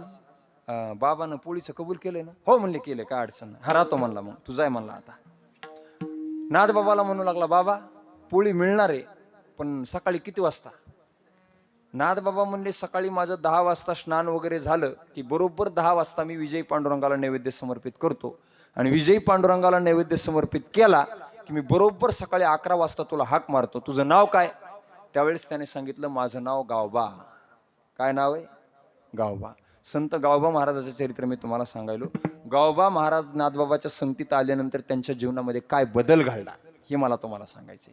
गावबा महाराजांना लिहिता येत नव्हतं, वाचता येत नव्हतं, काहीच कळत नव्हतं, आडवी रेख जमत नव्हती, पण ऐका संतांच्या संगतीचा परिणाम. नाथबाबांनी विचारलं बरोबर 11 वाजता तुला हाक मारतो, चालेल का? हो म्हणला. 11चीच वेळ आहे, 11. चालेल म्हणला, काय अडचण नाही. जाऊन झोपला. पडवीमध्ये आपलं रग आतरायचं पांघरायचं घेतलं आणि पडून राहिलं, काही केलं नाही. सकाळी काकडा सुरू झाला, रग फाटलेली होती, मधून बघायचा पण तिकडे गेला नाही, कारण बोलीच केली ती काकड्याला जायचं नाही. उगं गेलं आणि अटॅक बिटॅक आला तर काय करायचं, आहे का नाही? होऊ शकते का नाही? त्यानं बोली केलेली होती काकड्याला येणार नाही, हरिपाठ नाही, कीर्तन नाही, प्रवचन नाही. पडून राहिला महाराज. सगळा काकडा पडल्या पडल्या ऐकला, पण गावबा महाराज तिकडे गेले नाही.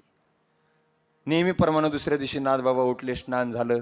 स्नान झाल्यानंतर विजय पांडुरंगाला नैवेद्य समर्पित केला आणि बरोबर 11 वाजता नाथबाबांनी हाक मारली, गावबा.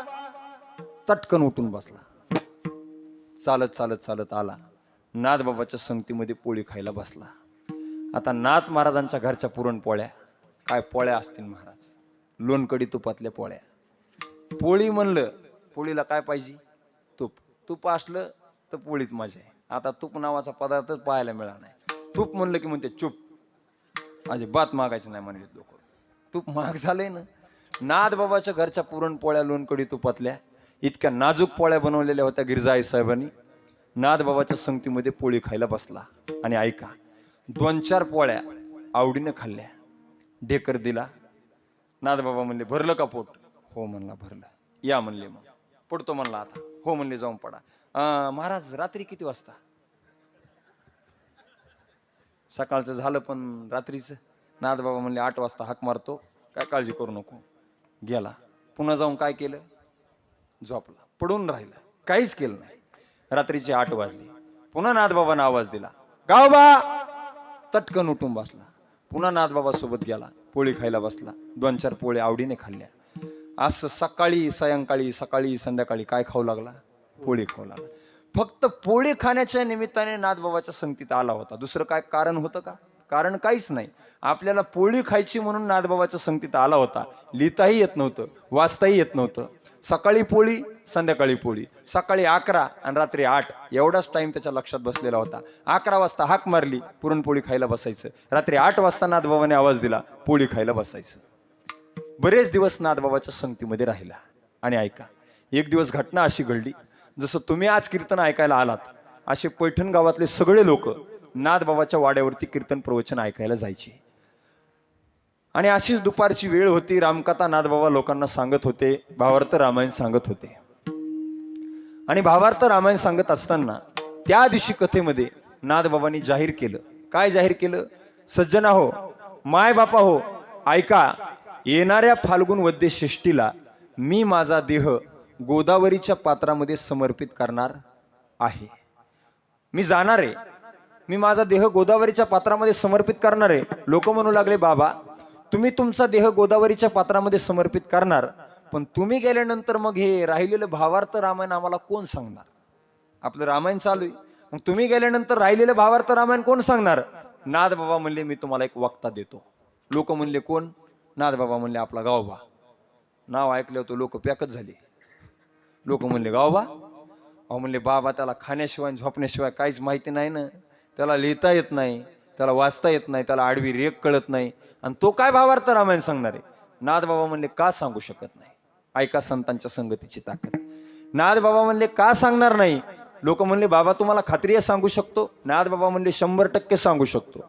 लोक म्हणले, मग तुम्ही गेल्याच्या नंतर सांगण्यापेक्षा आज तुमच्या समोरच होऊ द्या, त्याला बोलवा, आज तुमच्या समोरच त्याला सांगायला हवा. नाथबाबा म्हणले, तयारी करा.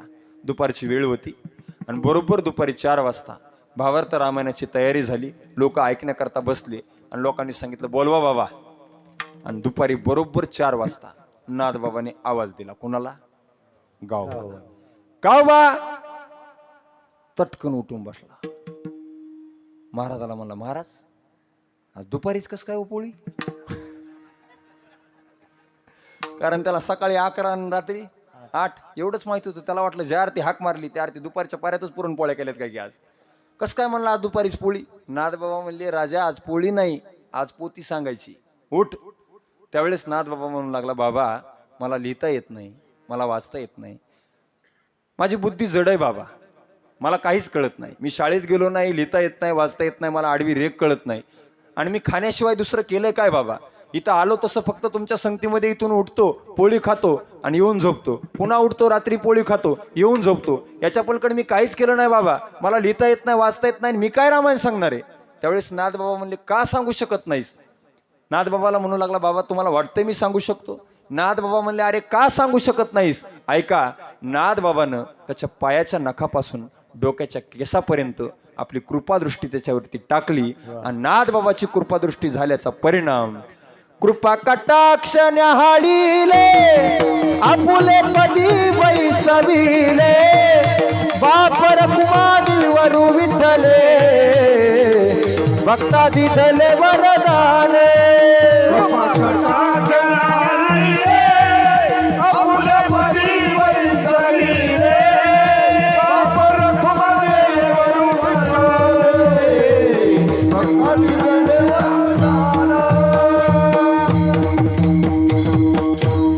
नाथबाबांनी त्याच्यावरती कृपा केली. कृपा कटाक्ष न्याहाळीले आपुले पदी बैसविले बापर खुमा देवीवरु विठ्ठले भक्ता दिधले वरदा. पायाच्या नखापासून डोक्याच्या केसापर्यंत नाथबाबांनी त्या गावबावरती कृपादृष्टी टाकली आणि नाथबाबाची कृपादृष्टी झाल्याबरोबर पडून राहणारा गावबा, पोळी खाण्याच्या निमित्ताने नाथबाबाच्या संगतीत आलेला गावबा रामायण सांगण्याकरता बसला. भावार्थ रामायणाच्या युद्धकांडाच्या 44व्या अध्यायापासून पुढचं सगळं रामायण कोणाचं आहे?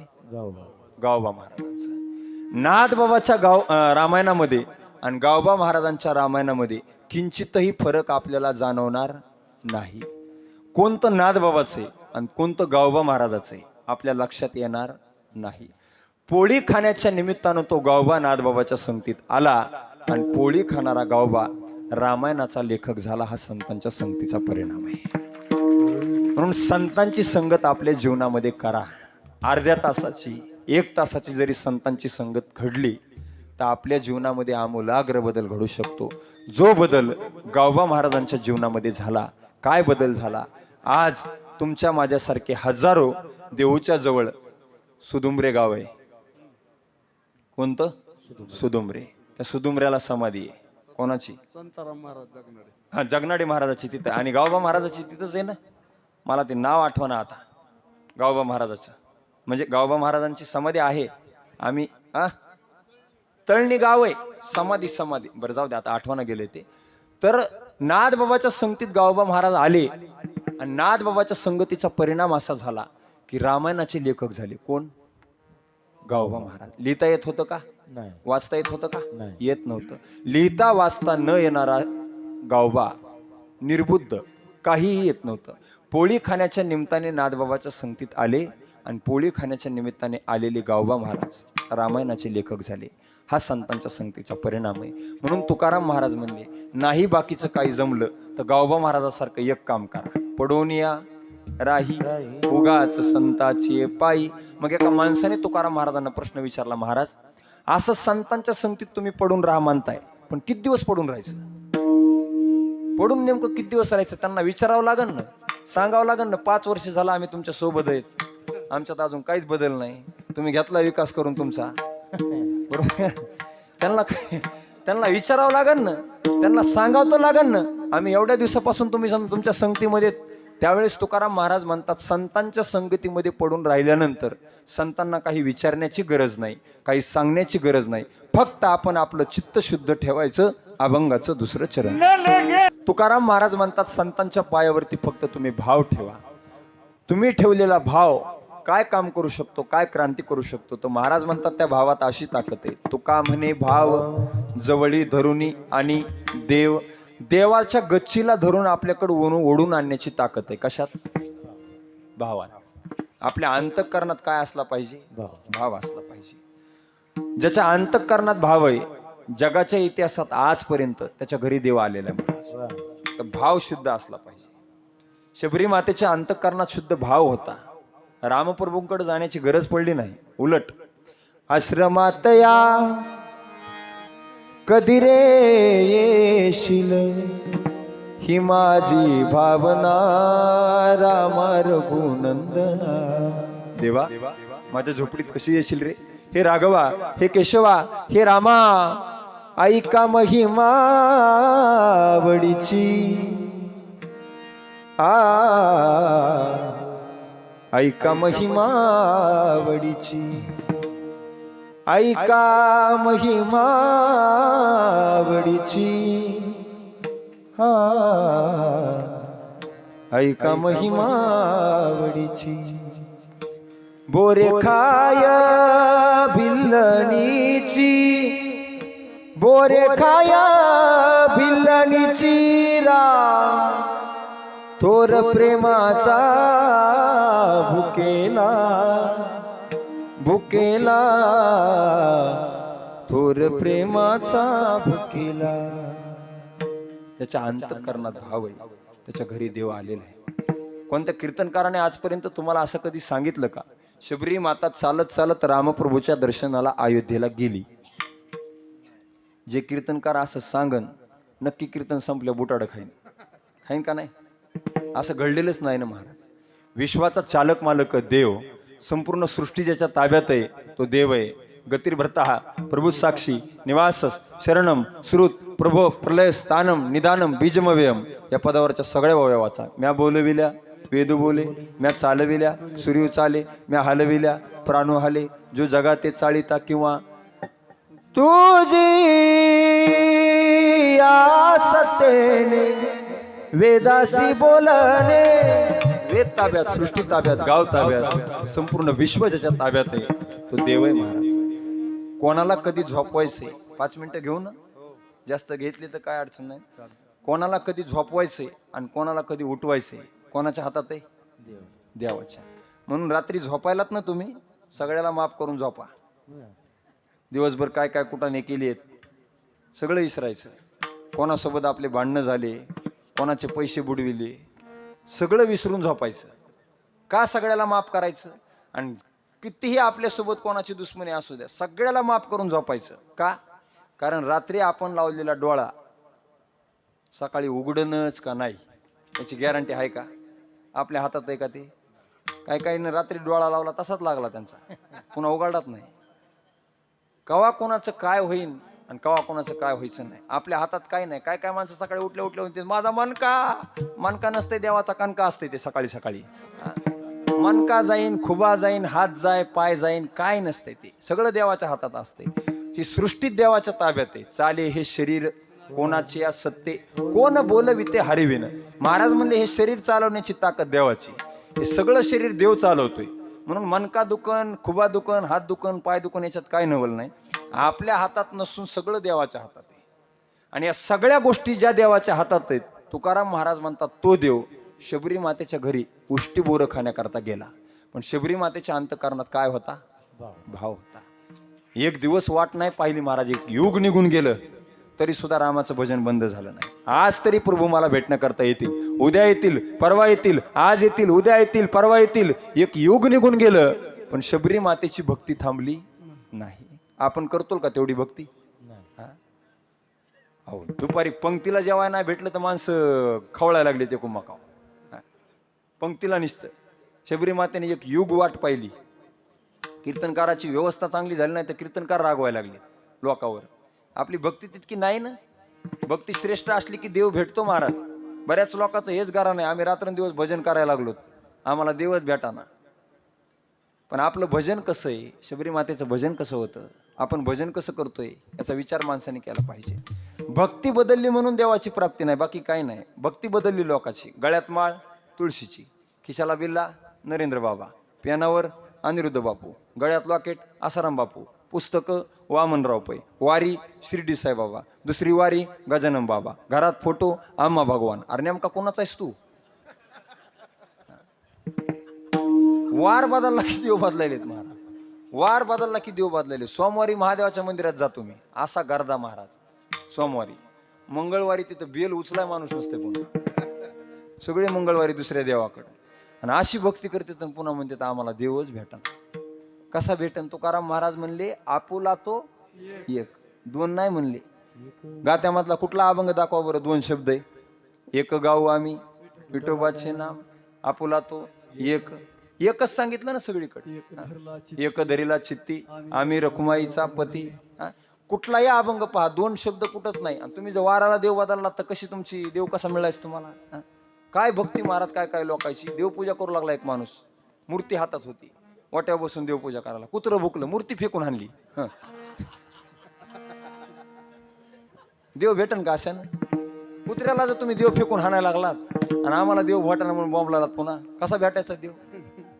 भक्ती शबरी मातेसारखी असली पाहिजे महाराज. शबरीने एक युग भजन केलं देवाचं. आज तरी मला देव भेटेल, उद्या तरी भेट होईल. शबरी थांबली नाही, अखंड भक्ती केली. आणि त्या भक्तीचा, त्या अंतकरणातील भावाचा परिणाम तुका म्हणे भाव जवळी धरुणी आणि देव न लगे पुसणे सांगावे चित्त शुद्ध करी भावे. असा या अभंगाच्या 4 चरणाचा भाव धावत्या वेगामध्ये तुमच्या समोर मांडण्याचा प्रयत्न केलेला आहे. म्हणून मी अभंग सुद्धा तसाच निवडला होता की आज चांगल्या लोकांच्या संगतीची लोकांना फार गरज आहे. बघा समाज भरकटला आहे, समाज भरकटला आहे. ऐका माझं, ज्या मायबापानं आपल्याला जन्म दिलेला आहे त्या मायबापाला आज पोरं सांभाळायला तयार नाहीत. ज्या कुटुंबामध्ये ज्या आईच्या पोटी आपला जन्म झालाय त्या मायबापाला लोक आज वृद्धाश्रमात पाठवायला लागलेत. चांगल्या लोकांच्या संगतीत जी मुलं वाढली, जी मुलं राहिली, त्यांनी मायबापाच्या आयुष्याचं वाटोळं केलेलं नाही महाराज. ज्यांना संस्कार चांगले मिळाले नाहीत त्यांनी मायबापाचं वाटोळं केले. मी नाशिकला गेलो होतो कीर्तनाला आणि एका वृद्धाश्रमाला आम्ही भेट द्यायला गेलो होतो. त्या वृद्धाश्रमाला भेट दिल्यानंतर एक माणूस पुढं आला. मी त्यांना विचारलं, बाबा तुम्ही इथं कसं काय, तुम्हाला कोणी नाही का? त्यानं सांगितलं, महाराज मला 2 मुलं आहेत, 2 सुना आहेत. पहिला मुलगा तिकडं आमचा इंग्लंडमध्ये राहतो, सुनबाई सुद्धा इंग्लंडमध्ये राहतात. दुसरा मुलगा अमेरिकेमध्ये मोठ्या नोकरीला आहे, सुनबाई सुद्धा तिकडे राहतात. मी म्हटलं, बाबा तुमची सून अमेरिकेमध्ये, मुलगा अमेरिकेमध्ये, दुसरी सून अमेरिकेमध्ये, मुलगा इंग्लंडमध्ये, तुम्हीच कसं काय इथं? त्यावेळेस त्या बापानं सांगितलं, महाराज हेच दुर्दैव आहे. माझी मुलं अमेरिकेमध्ये आहेत, सुना अमेरिकेमध्ये आहेत, इंग्लंडमध्ये आहेत, आणि हेच दुर्दैव आहे की ते सगळे तिकडं गेलेत, मला इथं वृद्धाश्रमात ठेवलेले. ज्या मायबापानं लहानाचं मोठं केलंय, तुम्हाला इंजिनियर, डॉक्टर, वकील बनवलंय, त्या मायबापाचे आज हाल आहेत महाराज. माझी विनंती आहे, माझ्या कीर्तनाचा वेळ मी घेतलेला आहे. मी काय मायबाप सांगण्यासाठी इथं उभा राहिलेलो नाही. 9 वाजलेलेत आपले, पण हे सांगणं सुद्धा काळाची गरज आहे. हे आम्ही आज उभा आहेत म्हणून 10-5 लोक आमचं ऐकत आहेत म्हणून आज परिस्थिती चांगली आहे महाराज. बरेच लोक म्हणतात कीर्तनानं लोक सुधरत नाहीत. अरे सुधारण्यासाठी कीर्तन नाहीच, लोक सुधारण्यासाठी कीर्तन नाहीच आहे. हे लोक बिघडू नये म्हणून कीर्तन आहे. तुम्ही सुधरू नका, पण आहेत हे बिघडू नका म्हणून कीर्तन आहे. आमचं कीर्तन ऐकून 10-5 पोरांनी जरी मायबापाला सांभाळलं तर आमच्या कीर्तन सफल आहे बघा. आज हे कुणीतरी हे बोललं पाहिजे. बोलणारी माणसं संपलीत महाराज. जे बोलतात त्यांना लोक असे ह्याच्यावर धरायला लागलेत. हे मायबापावरच बोलतात, आईच सांगतात, बाप सांगतात. अरे आमच्या सांगण्यामुळे 10-5 लोक मायबाप घरात राहते असतील तर काय त्याच्यात सांगायला काय अडचण? म्हणून माईला सांभाळा, बापाला सांभाळा. परिस्थिती वाईट आहे पोरा हो. रोज इंटरनेटचं युग आहे, रोज आपल्या हातात मोबाईलला बातम्या आपण ऐकतोय. कुणी मायबापासोबत काय करते, कोण काय करते, सगळं आपण बातम्यात पाहतोय. मायबापानं कष्टानं आपल्याला घडवलेलं असते.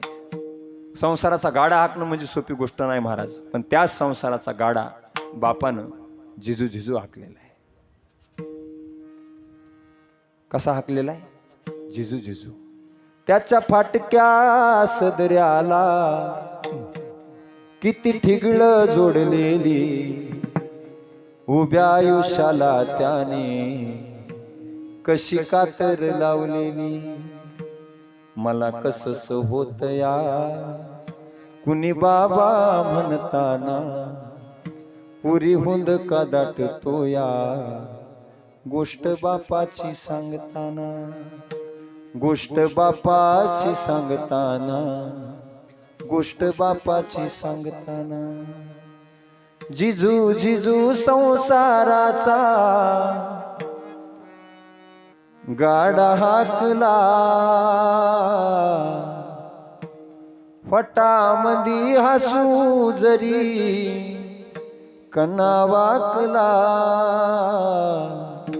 घडीभर तू थांब जरा, ऐक त्याची धापर, लय अवघड हाय गड्या उमगाया बापर, उमगाया बापर. लय अवघड हाय गड्या उमगाया बापर, उमगाया बापर. बाप कळणं कठीण आहे, माय कळणं कठीण आहे, बाप कळणं कठीण आहे. म्हणून ज्या मायबापानं आपल्याला जन्म दिला ना पोरांनो, त्या मायबापाला चांगलं सांभाळा गड्या. यूट्यूबवरती माझी कीर्तनं आहेत. माझं काही हे काय एखाद्या आईच्या वर्षश्राद्धाच्या आणि वडिलांच्या वर्षश्राद्धाचं कीर्तन नाही आहे. स्पेशल वर्षश्राद्धाची कीर्तनं यूट्यूबवरती आहेत. मी आईही सांगितलेली आहे, बापही सांगितलेलं आहे कीर्तनामध्ये. कीर्तनं करत असताना, आई सांगताना, बाप सांगताना माझ्या कीर्तनामध्ये रोज लोक रडतात महाराज. हे सांगणं गरज आहे, काळाची गरज आहे. आमच्या सांगण्यामुळं कुणीतरी आईवडिलांना सांभाळत असेल तर आम्हाला बोलू द्या, आम्हाला सांगू द्या. आमच्या सांगण्यामुळं समाजातला 100%तले 10% लोक जर सुधारत असतील तर हे सांगणं काळाची गरज आहे बघा. म्हणून ज्या मायबापानं आपल्याला जन्म दिलाय, बरीच तरुण पोरं आहेत कीर्तन ऐकायला, ज्या मायबापानं आपल्याला जन्म दिलेला आहे त्या मायबापाला आयुष्याच्या शेवटच्या श्वासापर्यंत जपत राहा. तुम्हाला आयुष्यात कधीच काही कमी पडणार नाही. मायबाप म्हणजे देवाचं रूप आहे महाराज. मी स्वतः बोलत नाही, तुकाराम महाराजाचं प्रमाण आहे. तुका म्हणे माय बापे अवघी देवाचीच रूप आहे. जी माणसं मायबापाला सांभाळतात त्यांना तीर्थाला जाण्याची गरज नाही, त्यांना पंढरपूरला जाण्याची गरज नाही, आळंदीला जाण्याची गरज नाही. कारण माय बाप केवळ काशी तेने न जावे तीर्थासी. जी माणसं मायबापाला घरात चांगलं सांभाळतात ना त्यांना तीर्थाला जाण्याची गरज नाही. म्हणून आषाढी पंढरपूर कार्तिकी पुणे आळंदी देहू पंढरपूर करण्यापेक्षा घरी मायबापाला चांगलं सांभाळा. आईच तुमची रुक्मिणी आणि बापच तुमचा विठ्ठल समजा त्यांची सेवा करा. कुठं जायची गरज नाही महाराज. एक आईवरती गीत जोडलेले महाराज मी 1-2 मिनिटं घेतो तेवढं म्हणतो आणि कीर्तन संपवतो. चाल आपली मित्र वनव्यामध्ये गारव्यासारखा सगळ्यांनी ऐकलेले गाणं त्याची चाल आहे. पण हे आईवरचं गीत आहे. आईचं दर्शन घ्या आणि आईला एक विनंती करा की आई आजपासून त्रास देणार नाही आई ग मी तुला. आई चेहरा तुझा विठ्ठला सारखा. आई चेहरा तुझा विठ्ठला सारखा. तूच आहे समाजी पहिली गुरु. तुझ्यामुळे आहे ग आई माझं जीवन सुरू. मार तू बोल तू मार तू बोल तू मी तुझा लाडका. आई चेहरा तुझा विठ्ठला सारखा. आई चेहरा तुझा विठ्ठला सारखा. आई चेहरा तुझा विठ्ठला सारखा. आईचा चेहरा विठ्ठलामध्येच आईला पहा, विठ्ठलामध्येच आपल्या बापाला पहा, रुक्मिणीमध्ये आपल्या आईला पहा. आणि ज्या मायबापानं आपल्याला जन्म दिला त्या मायबापाला शेवटच्या श्वासापर्यंत चांगलं सांभाळा. झालंय बघा माझं कीर्तन.